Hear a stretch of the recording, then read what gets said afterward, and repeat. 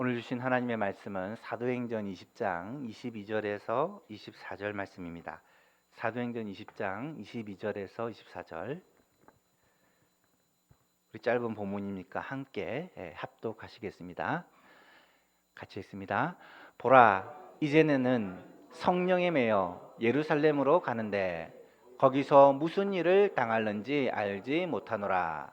오직 성령이 각 성에서 내게 증언하여 결박과 환난이 나를 기다린다 하시나 내가 달려갈 길과 주 예수께 받은 사명 곧 하나님의 은혜의 복음을 증언하는 일을 마치려 하면은 나의 생명조차 조금도 귀한 것으로 여기지 아니하노라. 아멘. 희생 없는 전도는 없습니다. 라는 제목으로 말씀을 전하고자 합니다. 6월과 7월에는 영혼에 대한 사랑을 회복하라 라는 주제로 함께 말씀을 나누고 있는데요. 지난주에는 세 번째 시간이었죠. 어리석은 부자의 비유를 가지고 말씀을 살펴보았습니다. 한 부자가 있었습니다. 이 부자는 원래 재산이 많았는데 그의 농사가 잘 돼서 더 많은 재산을 가지게 되었습니다. 아이러니하게도 모든 것이 잘 되었을 때 문제가 생깁니다. 부자가 고민을 하게 됩니다. 어떤 고민을 하게 됩니까? 심중에 생각하여 이르기를, 심중에 생각하여 이른다라는 말은 굉장히 고민을 했다는 말입니다. 내가 곡식 쌓아둘 곳이 없으니 어찌할까? 원래 곡식이 많은데 더 많은 소출을 얻어서 이제 곡식을 쌓아둘 곳이 모자라느니 어떻게 해야 될까?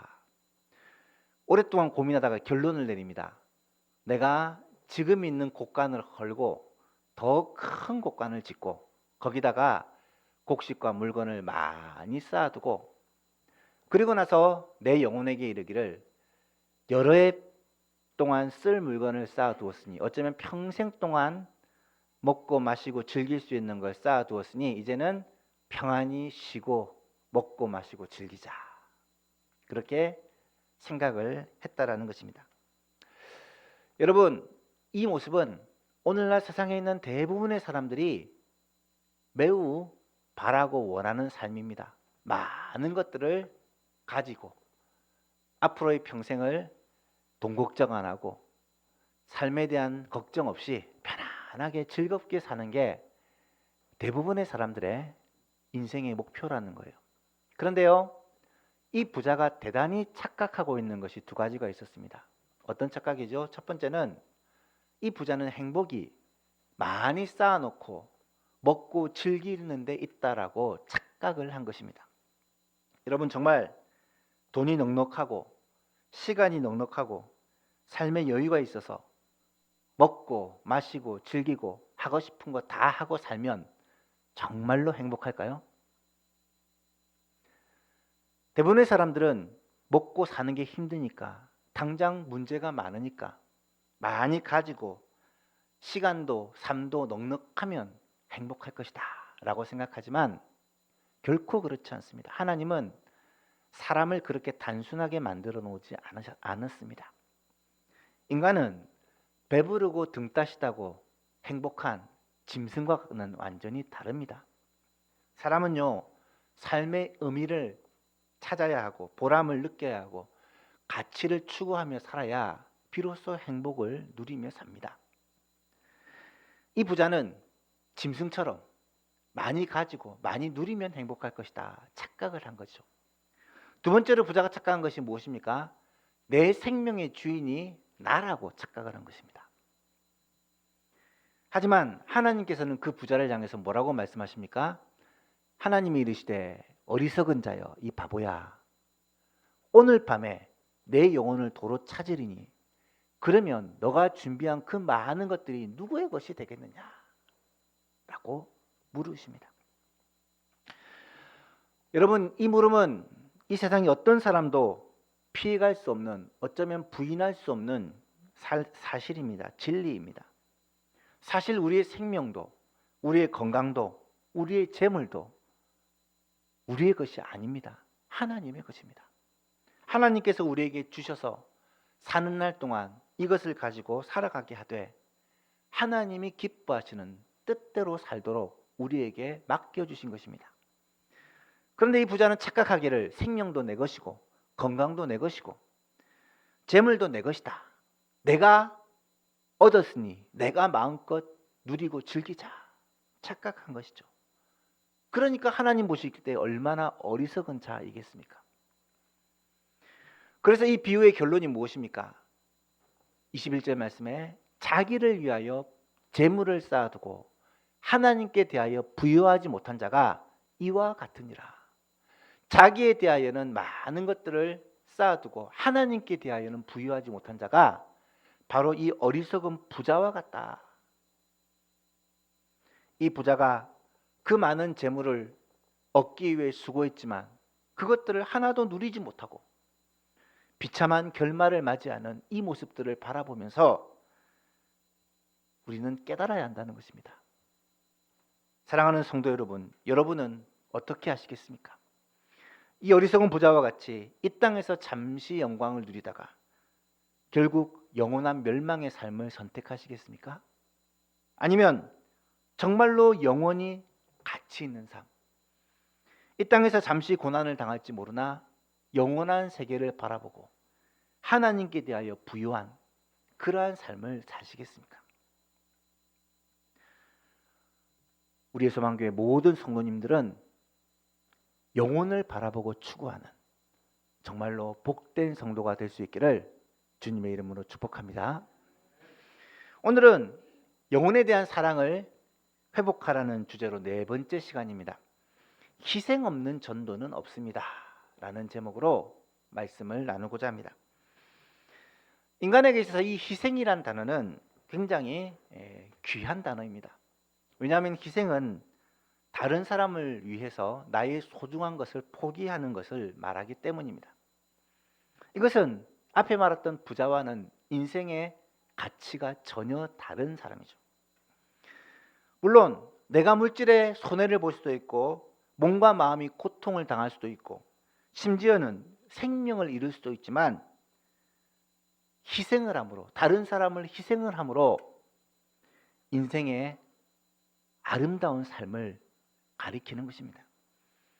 요즘 세상이 너무나도 메말랐다라고 합니다. 하지만 가끔 다른 사람을 위하여 희생하는 그러한 모습이 뉴스나 매스컴을 통해 보도될 때 우리에게는 따뜻한 감동을 주곤 합니다.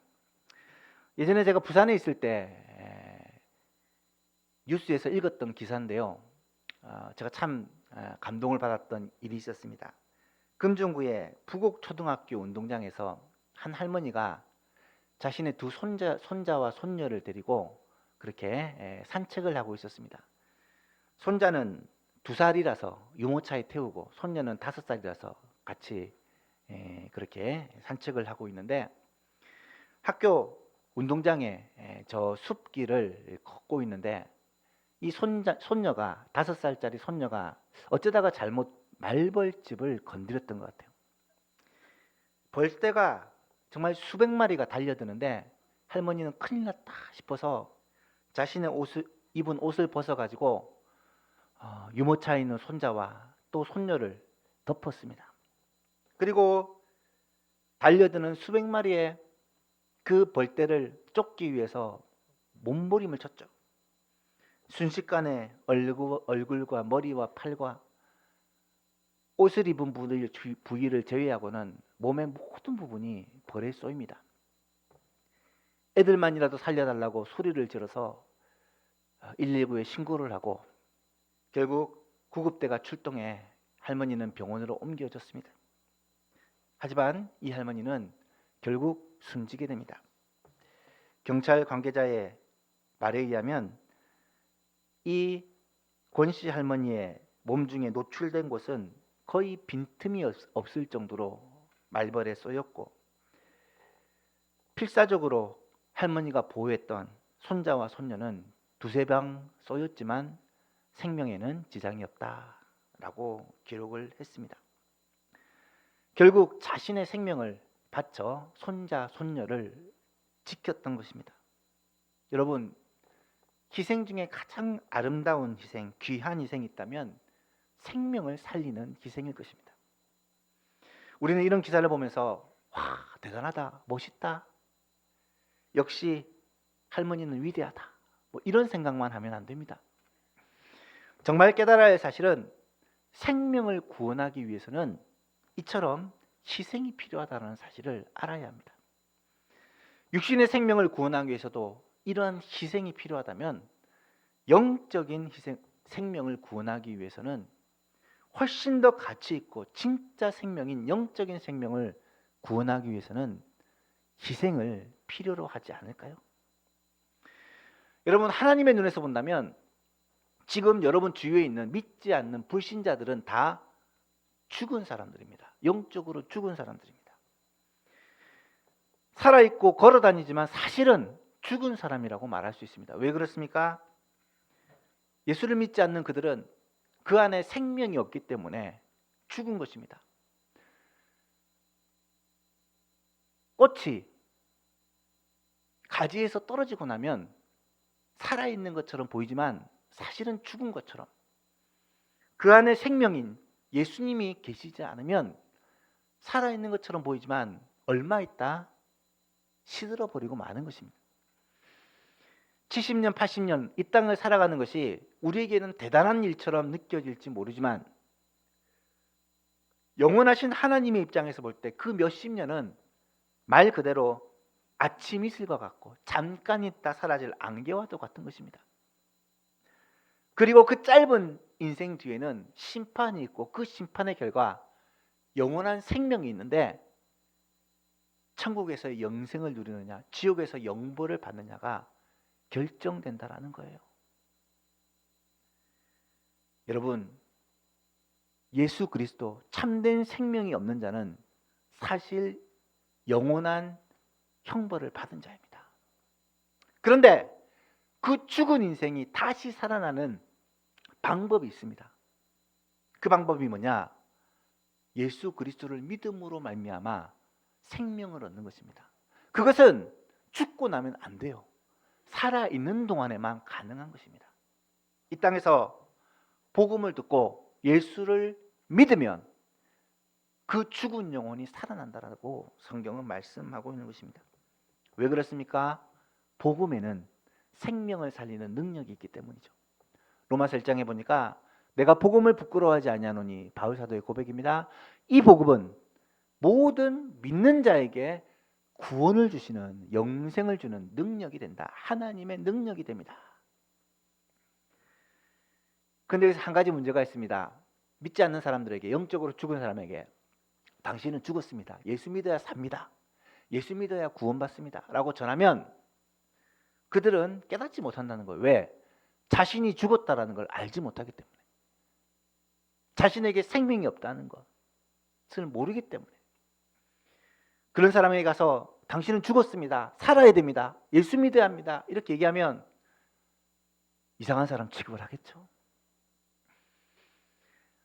그래서 이 복음을 우리는 지혜롭게 전해야 되고, 이 복음을 좀 더 신중하게 전해야 되고, 이 복음을 전하기 위해서 때론 희생을 감수해야 한다라는 사실입니다.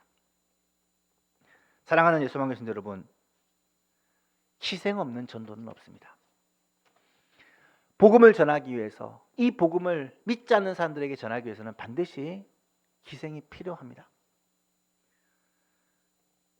전도할 때 무엇보다 우리가 기억해야 될 사실이 바로 희생 없는 전도는 없다. 전도하기 위해서는 반드시 내가 희생을 해야 된다. 이 사실을 깨달아야 합니다. 실화를 한 가지 더 소개하고자 합니다. 이거는 외국에서 있었던 일인데요. 어떤 언덕 꼭대기에서 추수를 하던 농부가 갑자기 땅이 흔들리는 진동을 느낍니다. 그리고 바다를 내려다보니까 바닷물이 육지에서 쑥 빠지는 게 느껴집니다. 이런 경우는 보통 큰 해일이 밀려온다라는 그런 신호거든요. 그런데 저 언덕 낮은 곳에서 많은 마을 사람들이 열심히 일을 하고 있습니다. 그 모습을 보고 어떻게 할까, 어떻게 해야 저 사람들을 살릴까 고민을 하다가 그 사람들을 소리를 질러봐야 들리지도 않고 어떻게 살릴 수 있는 방법이 없어서 지금이야 전화를 했겠지만 전화가 없던 시대이기 때문에 고민을 하다가 생각해낸 방법이 자신이 지금 추수해가지고 쌓아놓은 그 볕단에다가 불을 지르는 방법이에요. 거기다 불을 지르고는 창고에 있는 종을 종을 힘차게 칩니다. 저 밑에서 산을 쳐다보니까 갑자기 불이 나 있는 거예요. 마을 사람들이 불이 난 모습을 보고 불을 끄기 위해 언덕으로 올라옵니다. 올라오자마자 큰 파도가 그 마을을 삼켜버리고 말았다라고 합니다. 마을 사람들은 많은 사람이 목숨을 건졌지만 이 농부는 1년 동안 땀 흘려 수고한 모든 볕단을 다 태워버리고 말았다라는 사실이죠. 사람을 살리기 위해서 희생이 필요하다라는 것을 보여주는 한 예입니다. 여러분, 손자 손녀의 생명을 살리기 위해 자신의 목숨을 희생한 할머니, 마을 사람들을 살리기 위해 자신이 1년 동안 땀 흘려 수고한 것을 불태워버리는 농부, 생명을 살리기 위해 대가를 치르는 것, 희생하는 것, 이것이 과연 쓸데없는 일일까요? 귀하고 아름다운 일이 아닐까요? 전도가 어려운 이유 중에 하나는 희생하지 않고 하려 하기 때문입니다. 어제도 전도대에 우리 많은 성도들이 참여해 주셨어요. 20명 이상이 함께 오셔서 전도하는 일에 동참해 주셨는데 날이다 보니까 더워요. 저는 햇빛이 쨍하게 나지 않길래 그래도 30도는 안 되는갑다 했더니 온도를 보니까 32도래요. 덥고 땀이 막 나고, 그래도 성도들이 나가서 그 더위 가운데 복음을 전하고 또 초청을 하고 교회를 알렸습니다. 전도는 희생이 필요하고 헌신이 필요합니다. 시간도 들여져야 되고 물질도 들여져야 되고 거절과 핍박도 당해야 되고 사람들의 냉대도 받아야 되고 때로는 자존심의 상처도 감수해야 전도할 수 있습니다. 그럼에도 불구하고 우리가 전도해야 되는 이유가 무엇이겠습니까?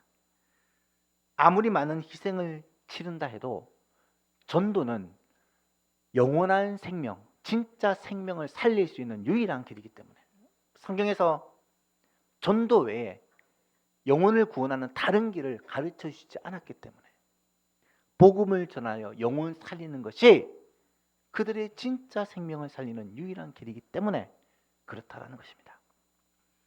희생 없는 전도는 없습니다. 그러면 전도를 위해서 어떠한 희생이 있었을까요? 먼저 삼위 하나님의 희생이 있었습니다. 우리들의 생명을 구원하기 위해 하나님이 친히 희생해 주셨습니다. 성부 하나님은 우리를 생명을 살리기 위해 독생자 예수 그리스도를 보내주셨습니다. 독생자 예수 그리스도를 보낸다. 이것보다 더 큰 희생이 있을까요? 성자 예수님은 우리를 위해서 자신의 생명을 주셨습니다. 온갖 고난과 모욕을 받으시고 십자가에서 생명까지 우리를 위해 주셨습니다. 피 흘리고 살을 찢어주셨습니다. 성령 하나님은 이 예수 그리스도를 구주로 믿게 하기 위해 우리 안에 지금도 거하여 계시며 영원토록 우리와 함께 계십니다. 삼위 하나님은 우리의 구원을 위해서 모든 것을 다 주셨습니다. 희생해 주셨습니다. 또한 복음을 위해서 희생한 사람들이 있습니다. 바로 복음 전도자들입니다. 성경을 읽어보면 또 기독교 역사를 보면 수많은 복음 전도자들이 복음을 전하기 위해 희생했다는 것을 알 수 있습니다. 오늘 본문에 나오는 이 내용이 바로 바울 사도의 고백인데요. 바울 사도는 이렇게 고백을 합니다. 보라, 이제 나는 성령에 매여 예루살렘으로 가는데, 지금 에베소 교회 장로들을 밀레도에서 만나고 있는데 그들에게 고백하는 것입니다. 지금 나는 예루살렘으로 간다. 그런데 예루살렘에 가면 무슨 일을 당하는지 알 수가 없다. 오직 성령이 각 성에서 여러 예언자들을 통해 예언하기를 결박과 환란이 기다린다. 가면 잡힌다. 가면 쇠사슬에 묶인다. 얘기를 하는데 24절에 이렇게 고백합니다. 내가 달려갈 길과 주 예수께 받은 사명 곧 하나님의 은혜의 복음을 증언하는 일을 마치려 하면은 나의 생명조차 조금도 귀한 것으로 여기지 아니하노라. 잡힐 것 안다. 어쩌면 죽을 수도 있다.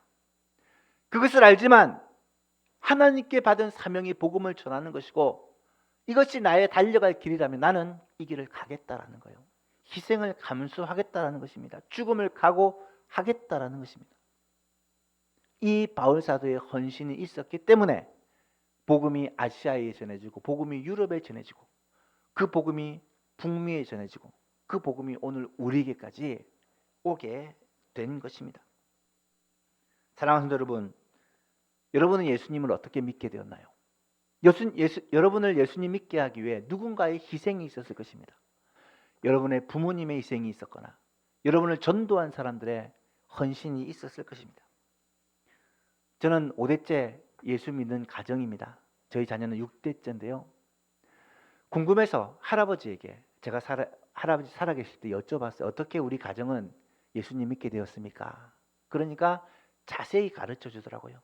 할아버지가 처음 예수를 믿었고 그 아버지를 전도해서 그래서 할아버지가 3대 이제 예수를 믿게 되었대요. 여러분, 밀양에 추나리 교회라는 교회가 할아버지의 할아버지가 처음 그렇게 세웠던 교회입니다. 역사에서 찾아보니까 1897년에 밀양 지역에 최초로 세워진 교회예요. 어떻게 예수를 믿었냐면 할아버지가 고조 할아버지겠죠. 고조 할아버지가 서양 선교사님들이 와서 복음을 전하는데 이런 얘기를 했대요. 예수님을 믿으면 귀신이 떠나가고 그 귀신이 다시 들어오지 못한다. 그때 미신을 믿고 있었던 사람들은 귀신이 떠난다는 것 그리고 한 번 떠난 귀신이 다시 돌아오지 못한다는 것에 귀가 쏠깃한 거예요. 그래서 처음 교회를 나오게 되었고 복음의 말씀을 듣다가 예수님을 믿게 되었고 그래서 몇몇 사람들이 힘을 모아 교회를 세우게 되었다라는 거예요. 한번 생각해 보십시오. 복음의 적대적인 나라였는데 이 나라에 복음을 전하겠다고 서양에서 대부분의 선교사님들이 젊은 선교사들이에요. 20대, 30대예요. 그들이 와가지고 복음을 전합니다. 그들 중에 대부분은 풍토병으로 죽기도 하고 아이를 낳았는데 아이들이 어려서 죽기도 하고 수많은 고난과 어려움을 당하면서도 복음을 전했어요. 그렇게 복음을 전하고 교회를 세운 그 선교사님들의 헌신과 노력이 없었다면 아마도 한국은 오늘날 이런 나라로 발전하지 못했을 것입니다. 믿는 사람이 이렇게 폭발적으로 성장하지 못했을 거예요. 공식적으로 1885년에 언더우드 아펜젤러 선교사님을 시작으로 해서 한국에 복음이 전해졌다고 하고 초대교회 기록에 따르면 1895년 10년 후에는 전국에 746명의 성도가 있었다. 그렇게 기록이 되어 있습니다. 그로부터 100년이 지난 후 1995년에는 무려 800만 명 정도의 성도, 어떻게 보면 10,000배 이상의 성장이 있었다라는 거예요. 복음이 전해지고 10년 동안 10,000배의 성장을 한 그런 예는 세계 역사, 선교 역사에 없다고 합니다. 우리나라는 그토록 복을 받은 나라예요. 복음이 전해지고 이렇게 이 복음이 힘있게 전파된 나라가 오늘 우리나라예요. 한국교회입니다. 어떻게 가능했을까? 이것을 위해서 헌신하고 희생한 사람이 있었기 때문에 가능한 일이라는 거예요. 선교사님들의 희생이 있었고 우리 신앙의 선배들의 희생이 있었고 헌신이 있었고 목숨을 건 전도가 있었기 때문에 이 복음이 이렇게 전해졌다라는 말이에요. 요한복음 12장 23절을 말합니다. 내가 진실로 진실로 너희에게 이르노니 한 알의 밀이 땅에 떨어져 죽지 아니하면 한 알 그대로 있고 죽으면 많은 열매를 맺느니라. 예수님이 우리를 위해 죽으심으로 시작된 그 생명의 복음이 수많은 사도들과 복음 전도자들의 희생과 헌신에 의해 온 세계로 퍼졌고, 우리나라에 들어와 선교사님들과 또 여러 신앙 선배들의 헌신과 희생을 통해 이 복음이 오늘 우리에게까지 전해지게 되고, 이 나라에 수백만 명의 사람들이 예수를 믿고 구원을 받게 되었다는 거예요. 마지막으로 생명을 살리는 희생. 여러분, 희생 중에 정말로 가치 있는 희생이라면 생명을 살리는 희생이라고 말씀했습니다. 전도야말로 생명을 살리는 진짜 아름다운 희생이 아닐까요?